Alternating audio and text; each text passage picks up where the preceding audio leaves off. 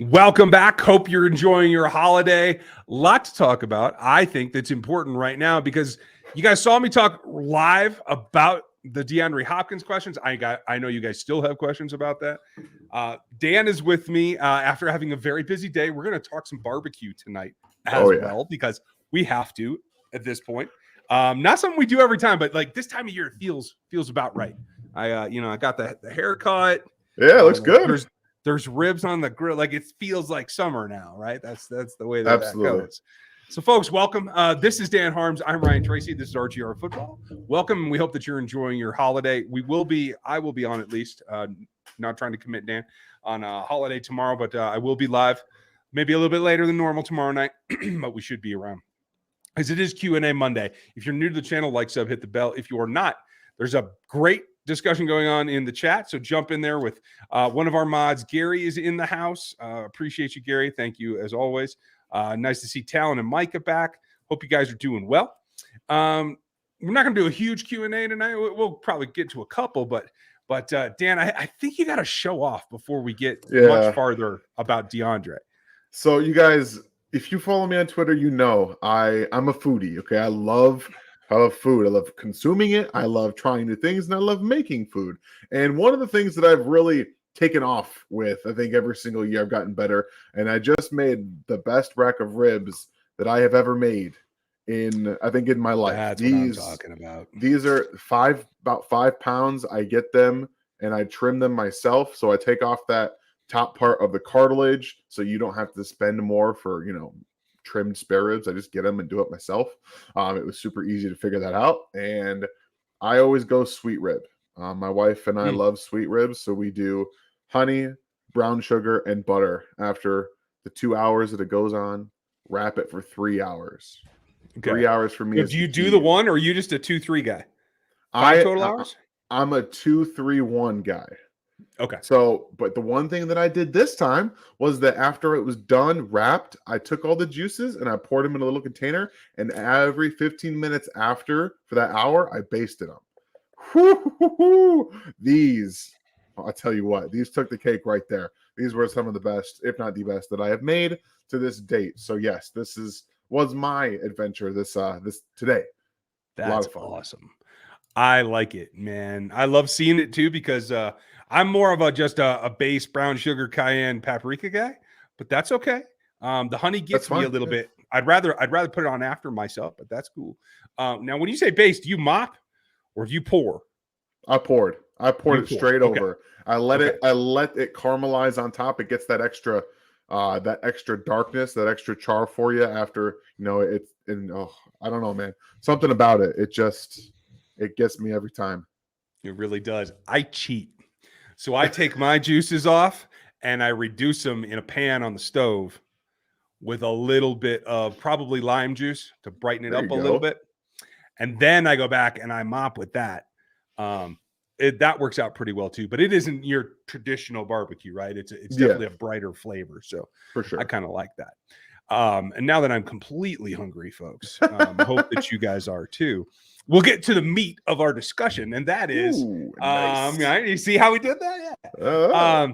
The question is, like, the news hit about DeAndre, and I came out and did the live reaction and all that. Thank you guys who were here. I hope you enjoyed it. I always like getting my thoughts out initially, mostly so I can see how my thoughts evolve and track myself, because sometimes I might have a tendency to be wrong. I get a little excited about talent sometimes, right? And that's really been the reaction that I've gotten since then. That's what I want to ask you about, Dan. For me, DeAndre Hopkins on this offense, even though I don't think the Chiefs need him, I think they can win a Super Bowl without him. I think him on this offense makes them unstoppable. No defense in this league can keep up with that particular wide receiver group, in my mind. Do you think I'm crazy? No, I don't think you're crazy, because they just won a Super Bowl last year and they led the NFL in explosive plays with a team that didn't have Tyreek Hill. Like I get it. Like what DeAndre Hopkins does, it's different. He's got the best hands in the NFL. Like, we know that. He's had them for nearly a decade, if not a decade, and he's had them, and he's going to continue to have them. Those things don't go away. His ability to get open, he wasn't ever predicated on getting open. He's a bully after the catch, and he's like, I don't care where you are. I'm going to make that catch. Like, that's just what it is. So, yeah, Right. I do agree. But I also know that this team can win a Super Bowl without him. And they just did. They basically won a Super Bowl with the exact same kind of roster at wide receiver they have right now. I mean, and yeah, the only difference is the muscle. It was Juju, right? An experienced player. Now you're hoping that it's Rashee, right? A really young player. And that's what I think the wild card is for me. Because I think for Rashee in particular, I think having DeAndre in the room transfers that knowledge so much faster. Like, that's a jump start to Rashee Rice's career, in my opinion. Yeah, I agree with you. And because I think that's what he's going to have to be. I don't think he's the most electric guy after the catch. I don't think he's the best route runner. I don't know if his skill set lends itself to getting better in that regard too. We're going to have to find out. Obviously, things you can never really predict how a player is going to develop, what they're going to do. No one knew Tyreek Hill was going to become the best receiver in the NFL and the most dangerous weapon almost to ever see the field as a 5th round draft pick. No one knew that. Like, you can't know these things that happen. So I would like Rashee Rice to get what I think his best skill set is going to be, and that's making those tough contested catches anywhere. And that's the difference, is that you can do it in the short into intermediate parts. DeAndre did it everywhere. He did it down the field. He wasn't the fastest guy in the world, but it didn't matter. You throw it to him, and he's open. And I think Rashee has a little bit of that to his game. But you get DeAndre Hopkins in the building, and you could probably accelerate that a little bit. I have to think so. I'd like to think that at least. Everybody's a little bit different about how they learn visually, physically, whatever it is. But yeah, I think it's a bonus all the way around. And I'm just here to tell you, if it's possible, it makes them. I mean, defensive coordinators around the league will not be sleeping because of this. Like, there's no answer. I mean, it's 35 points that your offense have to score for every opponent in this league in order to try to compete at that rate, because it's a juggernaut. Nikki, I love the way you did this too, by the way. So if this happens, I'm going to steal the D kangaroo hop there. I like that. That's good. Yeah, that made me happy. Cheers for that. And that's the thing, Mike. I thank you for bringing it up, and I'd love to know what you guys think. What do you think they should do? Because I'm comfortable with it. I'm comfortable with it either way. And again, like we told you a million times before all the trade talk was going on, turns out, according to Albert Breer, that he's heard from people inside the buildings in the Cardinals building, that it was the Chiefs and the Bills that were farthest down the road in trying to make a trade to acquire him. So yes, I know that they've signed a couple players since then. They've drafted Rashee Rice since then.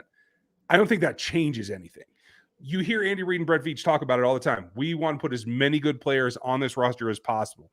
I don't think that changes a thing, but it does give you obviously less cap to work with. They're at like $652K right now. It's not 177, but we can see it from here. So something's got to happen. You can get 1.5 back if you were to sign L'Jarius to an extension and you gave him like the minimum base salary. Doesn't get you much. So it really is about Chris or trying to rework again, Tooney or Mahomes or Kelsey. That's really where the money's got to come from. Yeah, and that's the problem here, right?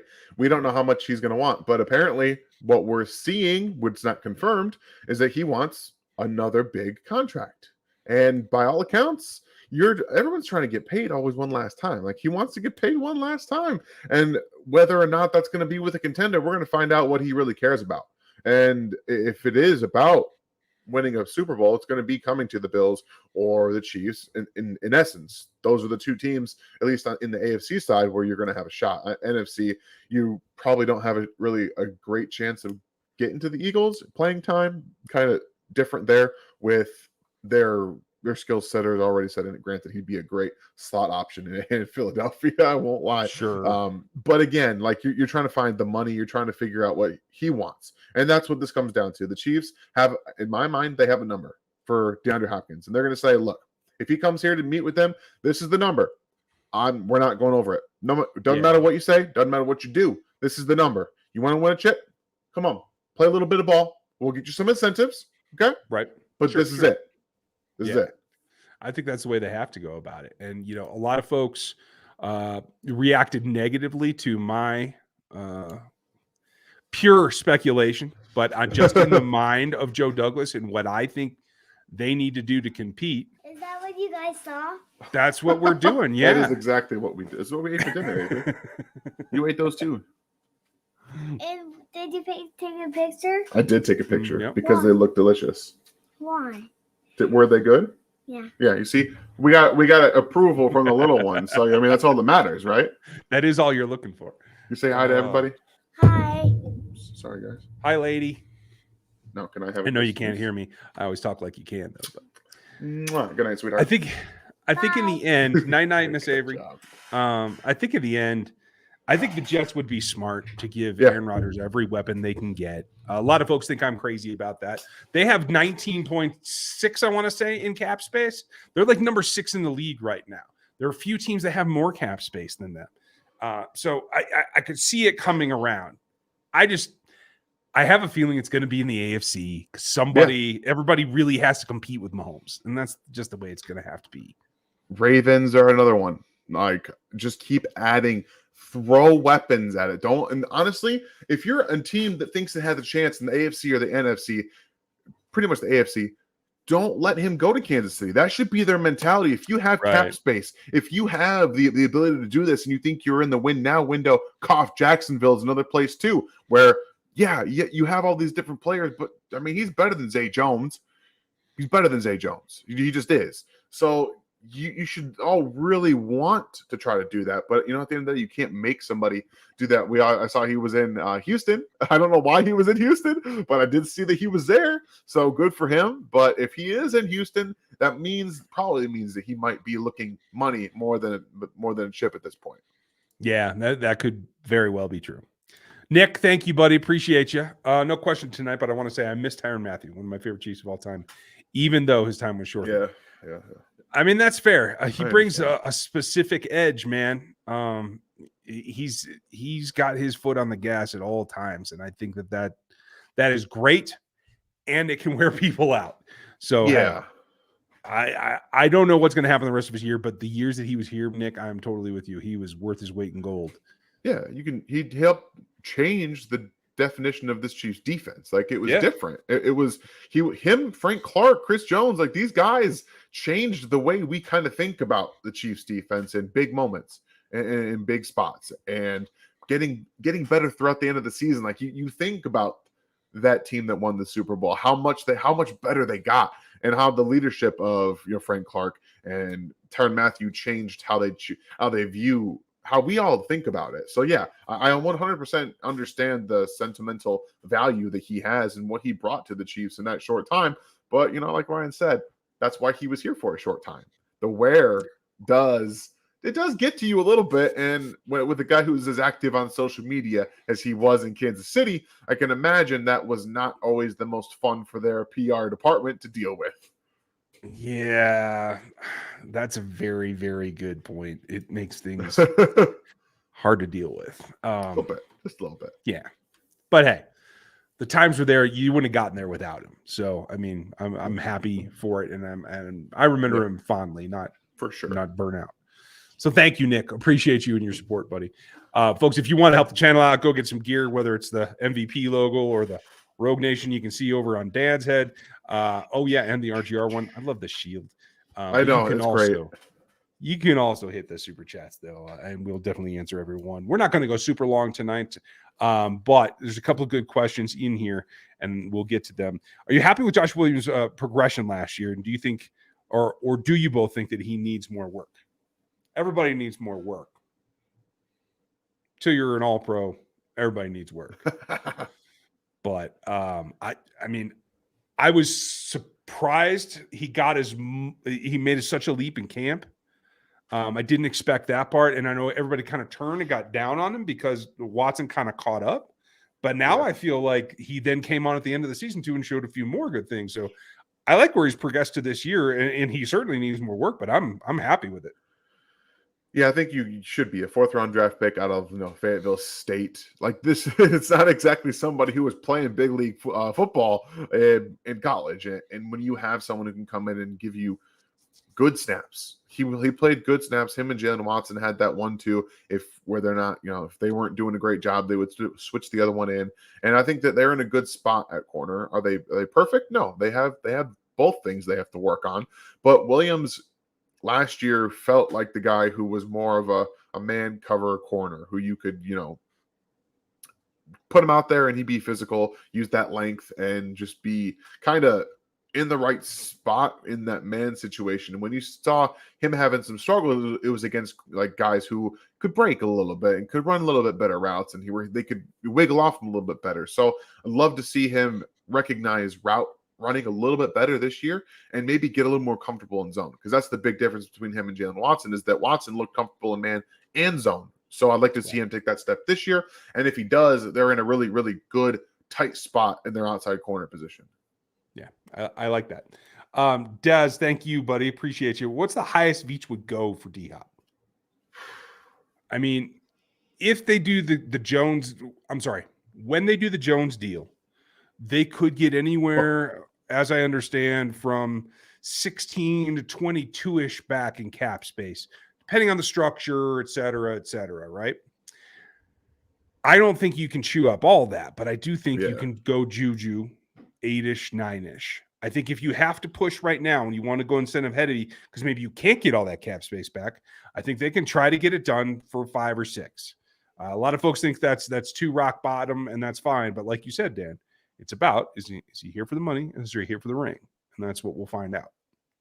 That's what it is. Like they cannot afford to, in my opinion, to push to rush negotiations to get a player that they're going to overpay because they think that they need to do that. When you look at their roster, I think they're pretty comfortable with their wide receiver room because, again, they didn't feel the need to have to trade for DeAndre Hopkins. You know what I mean? Like they could have. They absolutely could have. They could have thrown a second, and they could have thrown a third or early third at Arizona and said, hey, we'll trade for him now. We'll just kind of do it now.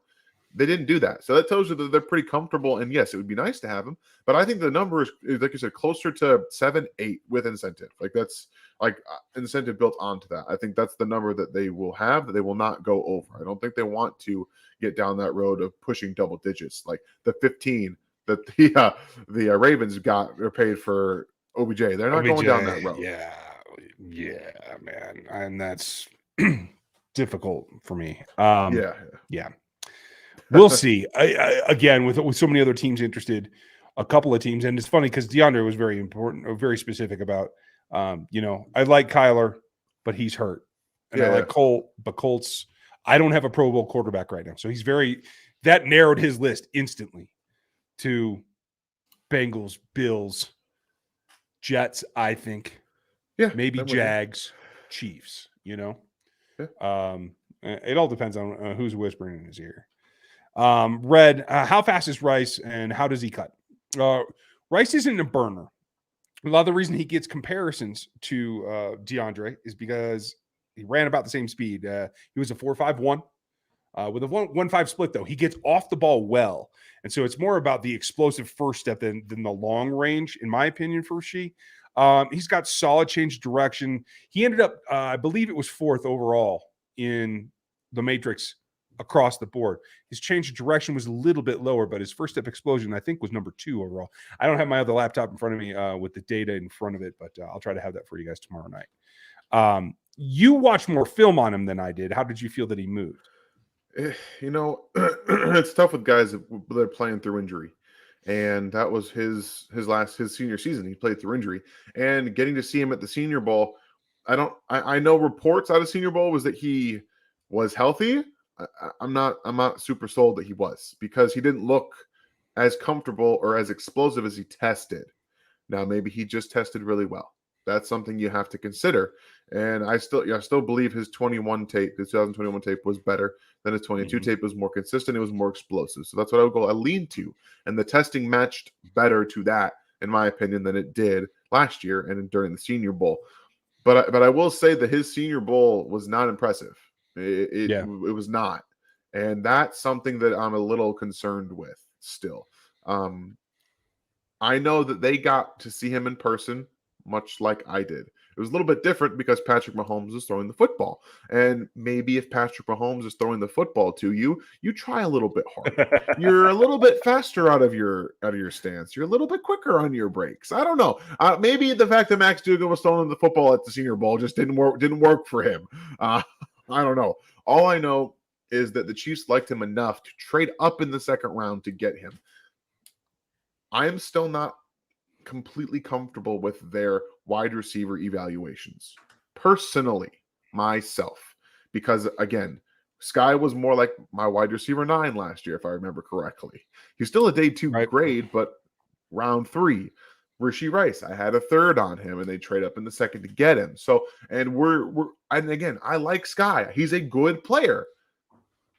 But we'll see what they end up piecing together, because we've talked about how they view offensive weapons, okay? And I might do a piece on this at some point, so you guys are getting a little inside look at what my mind is going through right now. But the collective position that the Chiefs are at wide receiver, there is not one replicatable position among the top 4 guys. They all do something different well.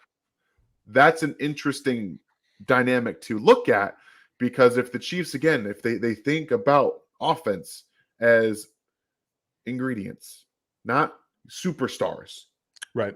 We can see the vision for their wide receiver room. Rashee with the contested catches. Kadarius Toney is the electric make you miss, and then boom, he gets in the open field. Sky is that tough first down churner who's a better run through the catch and run after the catch in terms of physicality. And then you have MVS, who's the field stretcher. All those 4 guys, they fit something a little bit differently. So we'll see. That's all I got. Yeah. Justin, the most common comp you're going to see is DeAndre Hopkins. I don't think that's 100%. When I watched his 21 film, I actually put down Bateman, the kid who's now in Baltimore. He's not as much catch point though, and I think that kind of altered in the second. I didn't come up with a comp for his senior season. Dan, did you? You guys, if you follow me for a long time, you know I don't do comps. I'm so bad. One, I'm terrible at them, and I just prefer to let the players speak for themselves. And the one that the body style wise that I had gone to in my video and breakdown of him was Jeremy Maclin, but he's a bit bigger than Jeremy Maclin.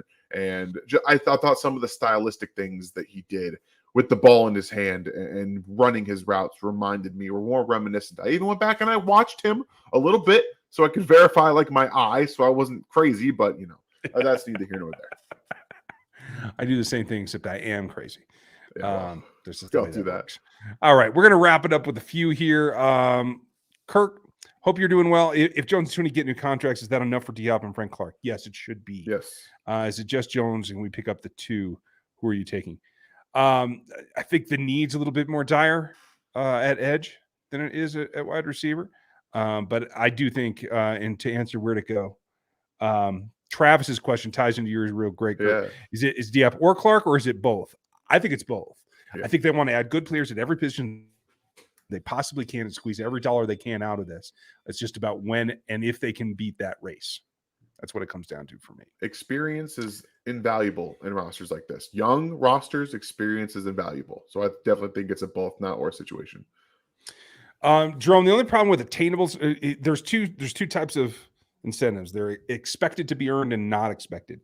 If you want to not have to count it right now against the cap, it has to be a not expected to be earned. They do that statistically back through what they've done. It's different, obviously, when you come to a new team, but part of that will be baked into what he did in Arizona.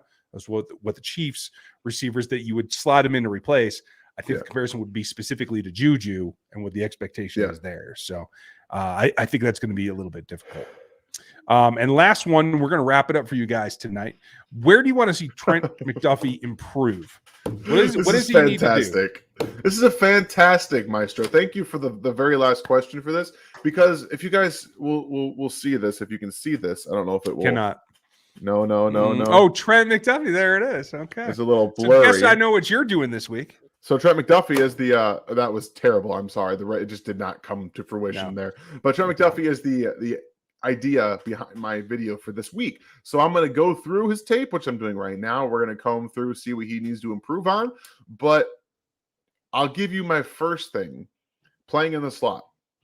because I don't think he was quite good playing in the slot last year. I think he got kind of bullied by shorter, quick, airy guys, which I didn't expect him to be. So, anticipatory actions, reading leverage of a receiver, reading the micro movements right now, because those quicker guys, if he's going to be asked to be playing in the slot more, which we'll see.